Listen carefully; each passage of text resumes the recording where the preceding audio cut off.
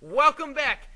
If you remember from last time, we were discussing the United States becoming involved in World War I. I'm Mr. Hoven, and I'm here with a true champion, Mr. Valancourt. Over there, send the word over there. The Yanks are coming, the Yanks. All right, enough. Wow, that was impressive. So today, we're going to talk about weapons. And the United States, when we got involved, we sent over our soldiers, and these soldiers were given the name Doughboy. Why were they given this name of Doughboy? Yeah, because they went over there and their faces were a little bit on the chubbier side. That's right. Keep in mind that the European soldiers who have been fighting for the last few months have been stuck in trenches, and it's been a stalemate. They haven't been getting proper food. They've been living under the elements, not much shelter, so their faces are gaunt, and they're filled with diseases. So we're going to explore how World War I was different from other wars that we have studied in U.S. history by looking at advances in technology and different types of warfare. And these new technologies, these new weapons, will help gain World War I the nickname, the war to end all wars. Now, when looking at this new weaponry and new warfare, new technology, all this new stuff, keep in mind that we've already touched on one of these new advancements, which was the German U-boat. Unterseeboot. This was what really caused the U.S. to become directly involved in the First World War because of this unrestricted submarine warfare, which led to instances like the sinking of the Lusitania and other. Yeah, the Germans breaking their promise of saying, oh, we're going to stop this unrestricted submarine warfare with the Sussex Pledge, and then completely annihilating that, and we see the Lusitania blown up, and then Wilson keeps us out of war, but they'll continue to do it, and we end up being in it. But this was used as a technique to sort of help the Germans defeat the blockade, if you will, right, that the British had put on them. So, first new invention, the U-boat. But before we talk about all the other changes in technology, we want to explore the type of warfare that will really dominate the First World War, and that is trench warfare. That is a defensive type of warfare, and I'll let Mr. Hoven talk a little bit more about that. Keep in mind, this is not a new type of warfare. It was used in the Civil War as well. But this type of warfare really leads to a defensive stalemate between opposing sides. The Germans and the French and the British and all of these individuals, once the trenches were really ingrained in the landscape, they never moved much, maybe 1 or 2 miles throughout the rest of the war. No, it was all about conquering that no man's land in between the two sets of trenches.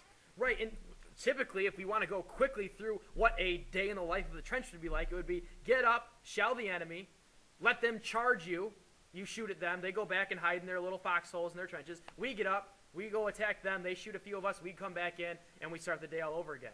A stalemate led to high casualties, and not many people, nothing was really gained from it. No, so while the troops are in these trenches, you start to see problems such as lack of food, lack of nutrition. You're going to see rats, you're going to see standing water. Rats the size of footballs. Yeah, that's what the accounts all say. Standing water leads to problems such as trench foot. Oh, yummy, yummy. Oy. In my tummy.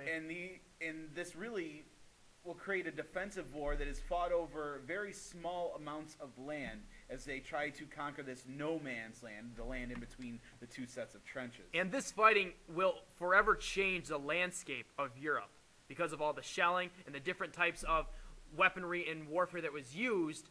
Everything that was in no man's land at one point was destroyed. Such as the mines, too. Right. That every once in a while you'll hear on the news that a mine blew up that could be tracked back to World War I. That was probably in the middle of a no man's land. And there's an area in France where they're still finding, like you said, unexploded mines. They're finding shells that had been shot that are buried about 2 feet deep, and when farmers are plowing, they're kicking up all these shells that never exploded. Now we're going to focus on those technological developments of the time. And one of the things that will come about is barbed wire. Barbed wire, which we see used a lot with the trench warfare, right, Mr. Hoven? Right, a lot of the times when you wanted to protect your trenches from enemies running across, you line them with barbed wire, so when they're trying to get to you, they might get hung up or caught in it. You'd also see it in the no man's land, and it would be very deadly. Anything to slow people down as they're making that charge across towards you in your trench. Another new thing in World War I is grenades. And then, also, machine guns. See, these machine guns, though, in World War I were not very versatile. In fact, they needed about 4 to 6 men to work them and had to be on a flat surface. They had the firepower, though, of 100 guns. That's crazy. And the final real advancement or new technology is a flamethrower. You want to clear out a trench, get a flamethrower. You go down there, shoot that flame through the trench, everyone's going to be gone. You also see large field guns or artillery guns. They had pretty long range on them and could deliver devastating blows to the enemy, but they needed about 12 men to work them, and they fired shells which would explode on impact. And Mr. Hoven was talking earlier to me before he started this about shrapnel shells that were found in World War. And they're still finding them. In areas of France, they're finding these shrapnel shells that are unexploded. Farmers are turning them up as they plow their fields, and it's a hazard, because if these things explode, it can lead to a lot of damage. So with all of these new weapon advancements and warfare technology, probably the one that had the greatest impact on soldiers was the introduction of chemical warfare. Yeah, and when we're talking about chemical warfare, we're really talking about gas. And there are 2 types of gas that really are used during World War I. The first is chlorine gas, introduced by the Germans in 1915, which will create a burning sensation in the throat and also chest pains. And it's very painful to die from because you're basically suffocating to death. The problem was the weather had to be just right with chlorine gas, because if the wind was blowing in the wrong direction, it could end up killing your own troops rather than the enemy. Oh, that ain't good. That ain't good at all. And the other type?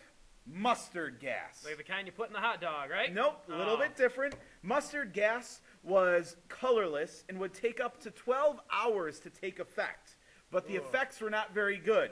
Blistering skin, vomiting, sore eyes, internal and external bleeding. Oh, that sounds like fun. Death from mustard gas could take up to 5 weeks. Oh my gosh. So along with chemical warfare such as gas, you also have what? Gas masks. And this was the first war where gas masks were used widely by any group of soldiers to protect themselves from these dangerous gases that the enemy may try using on them. There's lots of pictures of gas masks not only on soldiers, but on horses and dogs as well. Correct. Now we're going to start to see some changes in vehicles. I mean, we already talked about the U-boats, but now let's look at those vehicles on land, such as the tank. Tanks. And the first tank was known as Little Willie. Willie. It needed a crew of 3. Its maximum speed, get ready, 3 miles per hour. Oh man, they're flying in that thing. And it could not cross trenches. Really? It couldn't cross trenches? Nope. But the more modern day tank that would evolve by the end of the war would go up to 4 miles an hour. Hey, that's awesome. Huge improvement. Tanks were really predominantly used mostly by the British and the French. The Germans, not as much, and the Americans, I believe, had fewer than 20 tanks. Less than 20 tanks at this point. All right, so let's change gears a little bit and look towards the sky and the new weapon advancements and military advancements, or military technology that occurred in the air, such as airplanes and zeppelins. That's right. Airplanes were used in what will become known as dogfights. What are we referring to when we're talking about airplanes in World War I and the term dogfights? Well, what we're talking about is the battles that would occur in the air between small planes with mounted machine guns on them. And then also, along with airplanes, where you'll also see the Red Baron, if you will, come out from Germany, we will see Zeppelins. Zeppelins will be used for things like surveillance and dropping bombs during the First World War. And one thing, I know I get this question a lot, and it's something I actually learned not too long ago. People ask, well, how did the airplanes that had the machine guns on them that would shoot through the propeller do that without actually shooting the plane down? And what actually it is that there was a little stop on the propeller that every time the bill of the propeller flew in front of the machine gun, it cuts it off. So the only shots that go through are the ones that are going through when the propeller is not in front of the gun itself. I would have hated to be the guy shooting a machine gun before they realized that was a problem. They used to actually try timing the propeller. Very efficient. So these advances in technology and these new weapons and new ways of fighting with trench warfare will all mean a similar thing, and that is a large number of deaths due to military engagements. And if you look at the graph, this shows dead in numbers by the thousands. And you'll notice the United States has the lowest death rate there. Why is that? Couple reasons, really. First, think about where the war was fought. It was fought in Europe. And second, the United States did not become involved in the Great War until 3 years after it began. In 1917. You notice the Germans have such a high rate of deaths because most of the fighting took place in Germany. We'll see you next time, everybody. That's a wrap. See you later.